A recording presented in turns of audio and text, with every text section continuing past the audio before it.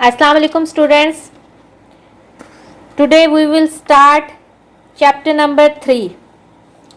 In chapter number 3 we discuss about ratio, proportion and variations. What is ratio? इसकी definition आपके page number 50 पे लिखी हुई है. A relation between two quantities of the same kind.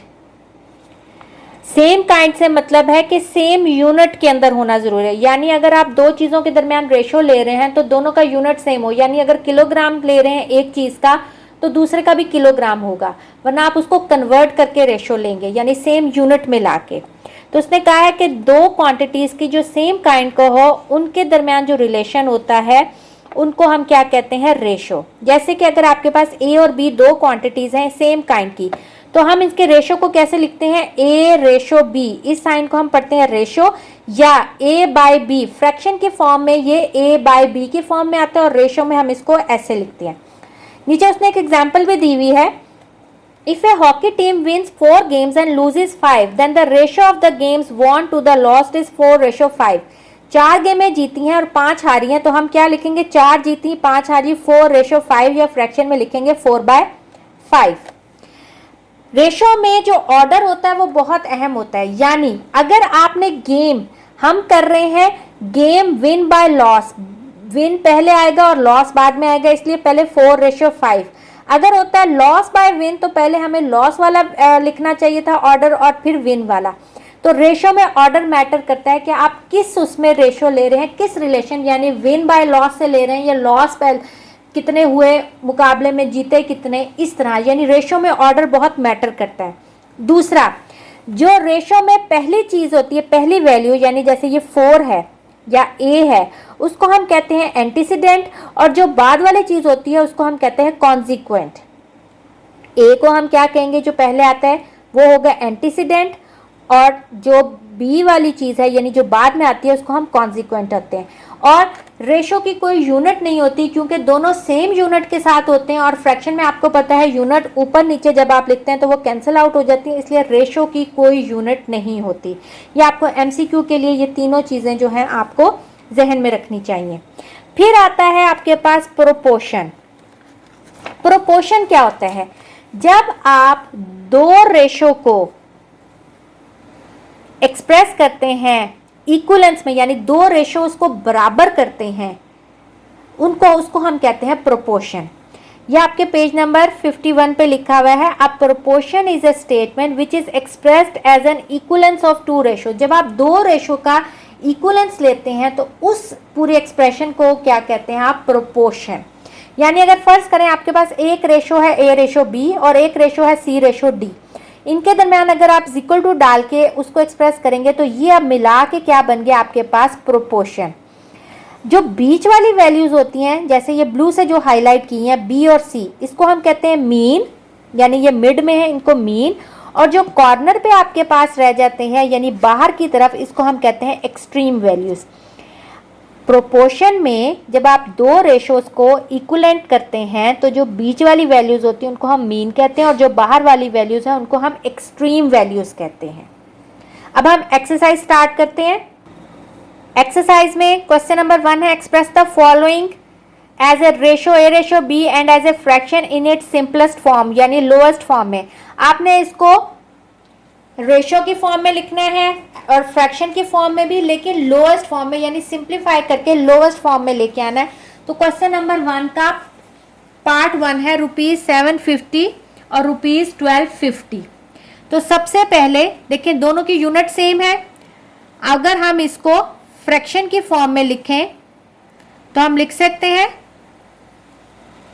अब आप इसको सिंप्लीफाई करें, रुपीज से कट गया, 0 से कट गया, 775 डिवाइडेड बाय 125. अगर अब आप इसको डिवाइड करें, डिवाइड बाय 25 कर लेते हैं डायरेक्ट, डिवाइड बाय 25, इसको भी 25 से डिवाइड करें और इसको भी 25 से डिवाइड करें. आप 5 से करके भी कर सकते हैं, 5 से करके आपको 2 दफा करना पड़ेगा, और अगर आप डायरेक्ट करेंगे तो 5,025 से 25 को 75 को डिवाइड करें 25 पे तो आंसर आता है 3, और अगर 125 को करें तो आंसर आता है 5. तो ये आ गया आपके पास फ्रैक्शन में। और अगर हम इसको रेशो में लिखें तो हम लिख सकते हैं 3:5। तो आपने ₹750 ₹1250 को सिंपलेस्ट फॉर्म में जो है वो फ्रैक्शन की फॉर्म में भी लिख दिया और रेशो की फॉर्म में भी। अब इसका सेकेंड पार्ट देखें, 450 सेंटीमीटर और 3 मीटर। अब देखें दोनों का यूनिट फर्क है। रेशो के लिए तो शर्त है कि दोनों सेम यूनिट में होना चाहिए। तो हम किसको कन्वर्ट करते हैं? हम हमेशा बड़े को छोटे में कन्वर्ट करते हैं।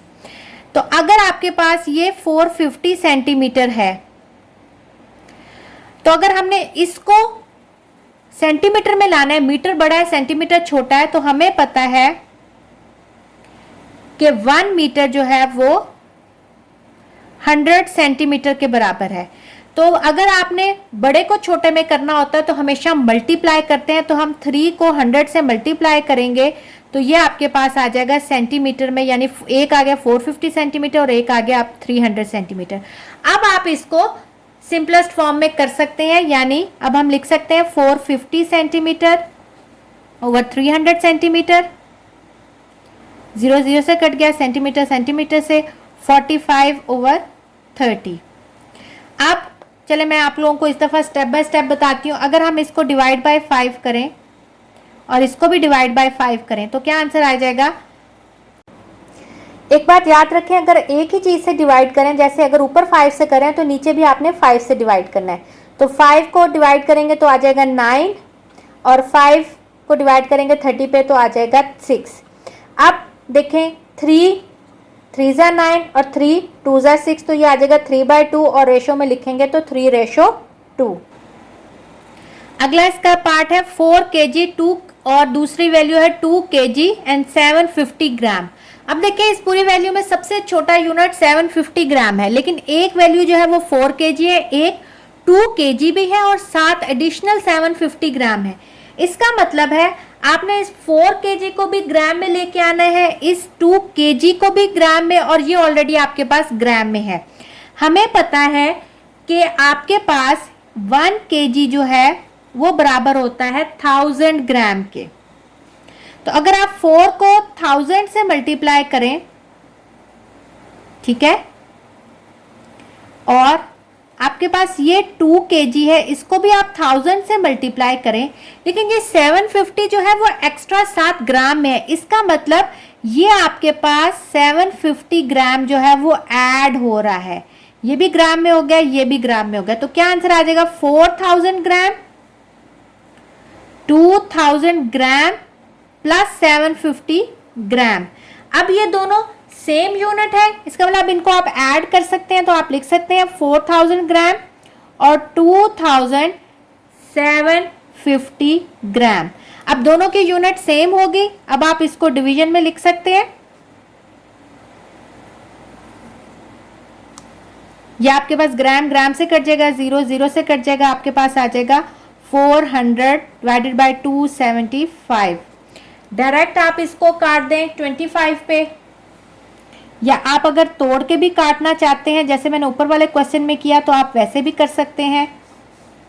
जब हम इसको डिवाइड करेंगे तो 400 डिवाइडेड बाय 25 16, और जब 275 को डिवाइड करेंगे 25 पे तो आंसर आ जाएगा 11। तो ये आपके पास आ गया फ्रैक्शन में और ये आ गया आपके पास रेशो में, यानी 16:11 इज द रिक्वायर्ड आंसर। अगला पार्ट है 27 मिनट्स 30 सेकेंड और दूसरा है 1 आवर। अब देखें सबसे छोटा यूनिट कौन सा है? सेकेंड, ठीक है। तो इसका मतलब हमने 1 आवर को भी सेकेंड में करना है और 27 मिनट को भी सेकेंड में करना है। हमें पता है कि 1 आवर में कितने मिनट्स होते हैं? 60 मिनट्स, और सेकेंड्स में अगर करें तो 60 को 60 से मल्टीप्लाई करें तो आंसर आ जाता है 3600 सेकेंड, यानी 1 आवर जो है वो बराबर होता है 3600 सेकेंड के। तो हम यहाँ लिख सकते हैं, और 27 को भी 60 से मल्टीप्लाई करें तो वो सेकेंड में हो जाएगा, और साथ 30 जो है सेकेंड वो क्या हो रहा है? ऐड, और दूसरी आपके पास आ गया 3600 सेकेंड। इसको आप मल्टीप्लाई करें, 27 को 60 से मल्टीप्लाई करेंगे तो ये बन जाएगा 1620 सेकेंड, प्लस इसमें 30 सेकेंड ऐड करेंगे और ये ऑलरेडी आपके पास सेकेंड में है तो ये आ जाएगा 1650 सेकेंड और ये आपके पास आ जाएगा 36। अब देखें दोनों की यूनिट सेम हो गई है। अब आप इसको रेशो इसकी सिंपलेस्ट फॉर्म में ले सकते हैं। हम इसको पहले डिवीजन की फॉर्म में करते हैं। सेकेंड से कट जाएगा, आपके पास आ जाएगा 165/360। अब आप इसको डायरेक्ट 15 से अगर मल्टीप्लाई करें तो ये आपके पास आ जाएगा 165 डिवाइडेड बाय 15 11 और ये आपके पास डिवाइड करके आ जाएगा 24 और इसको रेशो में करेंगे तो 11/24। इस क्वेश्चन का लास्ट पार्ट है 75 डिग्री इंटू 25 डिग्री। दोनों की साइन सेम है, लेकिन हम कह सकते हैं 75 अगर हमने साइन खत्म करना है डिग्री का तो 225 कि ये असल में साइन 1 डिग्री का, तो ये 1 डिग्री से कट जाएगा। आंसर आ जाएगा 75/225। इसको सिंप्लीफाई करेंगे, डिवाइड करेंगे इसको 25 से और इसको भी 25 से डिवाइड करेंगे। 75 25 पे डिवाइड होगा तो आंसर आ जाएगा 3 और जब 225 डिवाइड होगा 25 से तो 9 और रेशो में आ जाएगा 3:9। इसका क्वेश्चन नंबर 2 देखें। In a class of 60 students, 25 students are girls and the remaining students are boys. Compute the ratio of, पहला है ratio of boys to the total students और अगला है ratio of boys to girls. तो सबसे पहले हम डाटा अपना देखते हैं कि हमें डाटा में गिवन क्या है। हमें नंबर ऑफ स्टूडेंट्स गिवन है 60 है, नंबर ऑफ गर्ल्स जो है उसमें वो 25 है, तो बाकी सारे बॉयज़ हैं, तो बाकी कितने बचे 60 माइनस 25 35। अब पहला उसने कहा है रेशो बताएं बॉयज की टोटल स्टूडेंट्स पे। देखें ऑर्डर बहुत मैटर करता है, ठीक है, तो हम रेशो में लिखेंगे नंबर ऑफ बॉयज। रेशो हमें किसके साथ चाहिए, टोटल स्टूडेंट्स के साथ। तो हमारे पास नंबर ऑफ बॉयज कितने हैं 35, टोटल स्टूडेंट्स कितने हैं 60, तो रेशो आ गई आपके पास 35:60। लेकिन ये सिंप्लीफाइड फॉर्म में नहीं है तो हम इसको पहले सिंप्लीफाइड फॉर्म में करेंगे। इसको हमने फ्रैक्शन में किया, इसको आप किससे डिवाइड करेंगे, अगर हम 5 से डिवाइड करें तो ये आ जाएगा 7 और 5 12, तो ये आ जाएगी 7:12 आपके पास है number of boys to the total number of students. अब आपने दूसरी रेशो जो है वो इसकी फाइंड आउट करनी है, ratio of boys to girls. दूसरी रेशो है ratio of boys to the girls. अब रेशो हमने किसकी लेनी है, number of boys ratio number of girls. Boys की रेशो आपके टोटल नंबर ऑफ बॉयज कितने थे आपके पास 35, गर्ल्स थी 25। दोनों को सिंप्लीफाई करेंगे 35/25, इसको डिवाइड करेंगे 5 से तो आपके पास आ जाएगा 5 7s और 5 5s, तो ये आपके पास रेशो आ जाएगी 7:5। ये है आपके पास ratio of boys to the girls. अगला क्वेश्चन है आपके पास, if 4x - 5y is equal to 2x - 7y find the ratio x ratio y। यानी आपने x ratio y find out करनी है। अगर हम इसको फ्रैक्शन की फॉर्म में भी ले आए कि x और y एक साइड पे आ जाए और बाकी जो आपका सॉल्व फॉर्म है वो दूसरी फॉर्म तरफ आ जाए, तो इसको फिर हम फ्रैक्शन से रेशो में कर सकते हैं। तो सबसे पहले हम अपनी इस इक्वेशन को सिंप्लीफाई करेंगे। तो आपके पास है 4x - 5y is equal to 2x - 7y। Simplify करें 12x - 15y, x की वैल्यूज को इधर ले आए 12x - 2x, y की उधर ले जाएं -7y + 15y 10x और ये आ जाएगा 15 में से 7 गए, पॉजिटिव वैल्यू बड़ी है तो पॉजिटिव साइन आएगा 8y। अब हमें चाहिए x रेशो y, तो x को इधर रहने दें और अगर y को हम इधर ले जाएं और 10 को उधर ले जाएं तो ये आपके पास इस तरह आ जाएगा। इसको आप सिंप्लीफाई करें 2 के टेबल पे ये आपके पास कटिंग हो रही है, या आपने पिछले क्वेश्चंस की तरह डिवाइडेड बाय 2 लिख के करना है तो भी हो सकता है। तो 2 4s are 8 और 2 5s are 10। अब देखें ये आपके पास आ गया x बाय वाई की फॉर्म में। तो अगर हम इसको फ्रैक्शन से रेशो के फॉर्म में लिखें तो हम लिख सकते हैं x बाय वाई अगर 4/5 के बराबर है तो x रेशो y जो है वो आपके पास बराबर है 4/5। इसमें देखें ऑर्डर मैटर करता है, हमने x को ऊपर लिखा है y को नीचे, क्योंकि हमें x रेशो y चाहिए था। और इसी तरह हमने अपनी इक्वेशन को इधर जो है वो 10 इधर जाके डिवाइड हुआ है और आपके पास 4/5 जो है वो रिक्वायर्ड आंसर है। अगला क्वेश्चन है find the value of p if the ratio 2p + 5 ratio 3p + 4 and 3 ratio 4 are equal, find the value of p। अब देखें एक रेशो आपके पास ये है, एक रेशो ये है, दोनों इक्वल हैं, आपने p फाइंड आउट करना है। तो सबसे पहले हम निकालते हैं कि हमारे पास फर्स्ट रेशो अगर हम देखें गिवन डाटा के मुताबिक वो है 2p + 5 3p + 4 और सेकेंड रेशो क्या है 3/4। अकॉर्डिंग टू गिवन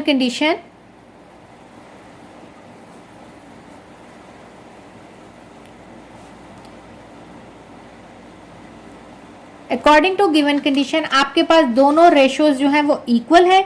तो हम लिख सकते हैं 2p + 5 एक रेशो है तो इसका मतलब ये उसके साथ फ्रैक्शन में आएगा। 3p + 4 = 3/4 यानी 3/4। अब आपने इसको सिंप्लीफाई करना है, क्रॉस मल्टीप्लाई करेंगे तो ये आपके पास 8p + 20 9p + 12 8p - 9p = 12 - 20 -p -8 ये माइनस माइनस से कट जाएगा। इस तरह आपके पास दो रेशोज इक्वल थी तो आपने p की वैल्यू फाइंड आउट कर ली। अगला क्वेश्चन देखें वो क्वेश्चन नंबर 4 की तरह ही है। If the ratio 3x + 1 ratio 6 + 4x and 2/5 are equal then find the value of x। तो इसमें भी अगर आप देखें फर्स्ट रेशो उसने आपको क्या दी हुई है 3x + 1 रेशो 6 + 4x और सेकेंड रेशो है आपके पास 2/5 according to given condition.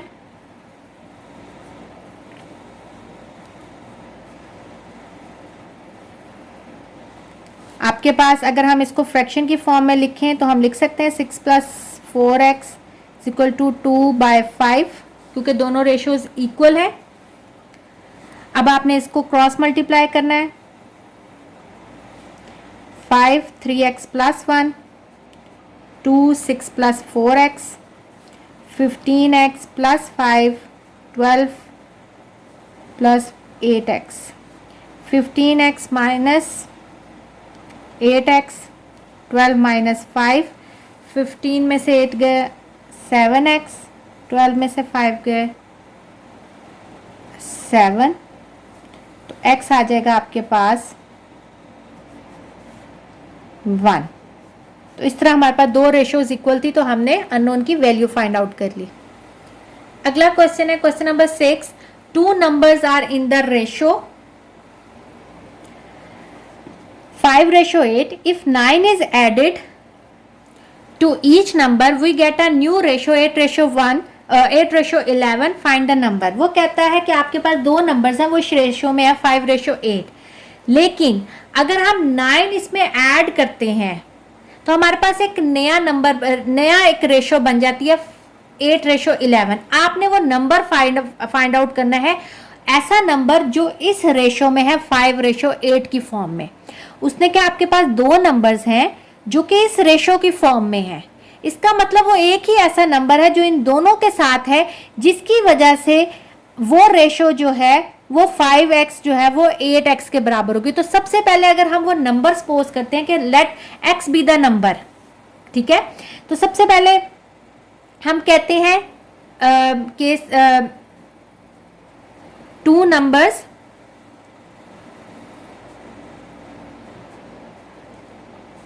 Are in ratio, किस रेशो में 5/8, ठीक है।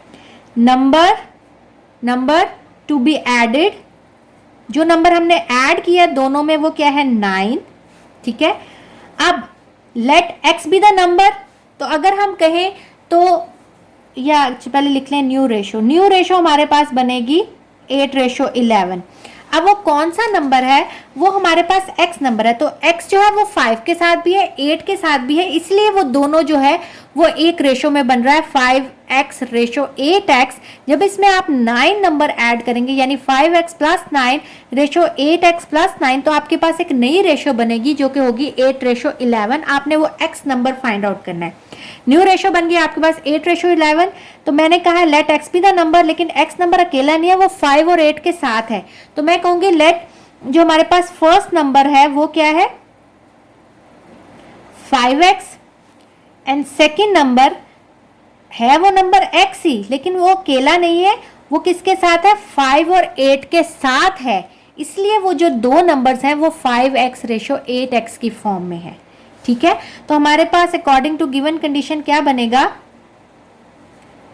कि हमारे पास ये जो दो नंबर्स हैं इनमें अगर हम 9 ऐड करते हैं इसमें और इसमें, तो आपके पास जो नई रेशो बनेगी 8:11, तो वो उसके बराबर हो जाएगा। तो गिवन कंडीशन के मुताबिक हम कह सकते हैं कि 5x प्लस 9 8x प्लस 9 बराबर है नई रेशो के जो कि है 8:11। या अगर आपने रेशो में लिखना है तो रेशो में, अगर मैं आपको यहाँ रेशो में लिख दूँ 5x plus 9 ratio 8x plus 9 is equal to 8:11, और आप फिर उसको फ्रैक्शन में कर लें या डायरेक्ट कर लें। आगे आप इसको सिंप्लीफाई करेंगे, 11 को 5x प्लस 9 से मल्टीप्लाई करेंगे, ये is equal to sign 8x plus 9 simplify करेंगे, 55x plus 99 64x plus 72 simplify करेंगे, 55x माइनस 64x, और वहाँ आपके पास था 72 माइनस 99। 55 माइनस 64x हो जाएगा माइनस 9x, और इसमें से माइनस करेंगे तो आ जाएगा माइनस 27। माइनस माइनस से कट जाएगा 27/9, 9 3 आपके पास x आ गया 3, लेकिन अभी हमें ये x आया है तो वो 5 और 8 के साथ मल्टीप्लाई होके नंबर आना है। तो हमारे पास जो दो नंबर है वो क्या हुआ, पहला नंबर क्या होगा जो कि हमारे पास था 5x, तो वो क्या हो जाएगा 15, और सेकंड नंबर क्या हो जाएगा आपके पास, वो था 8x, तो वो हो जाएगा 8 3 24। तो आपके पास जो दो नंबर्स हैं वो है 15 एंड 24, जिसमें अगर हम इसमें 9 ऐड करते हैं दोनों नंबरों में तो आपके पास एक नई रेशो बनती है जो कि है 8:11। सो 15 and 24 are required numbers.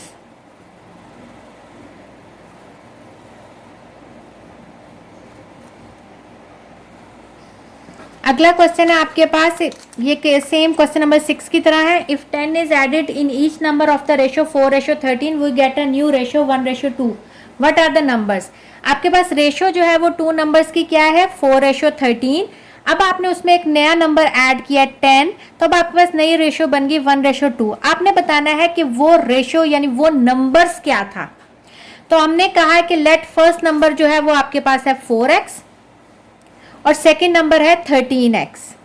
According to given condition कि आपके पास इनके अंदर क्या ऐड किया, इन दोनों के रेशो के अंदर हमने 10 ऐड किया,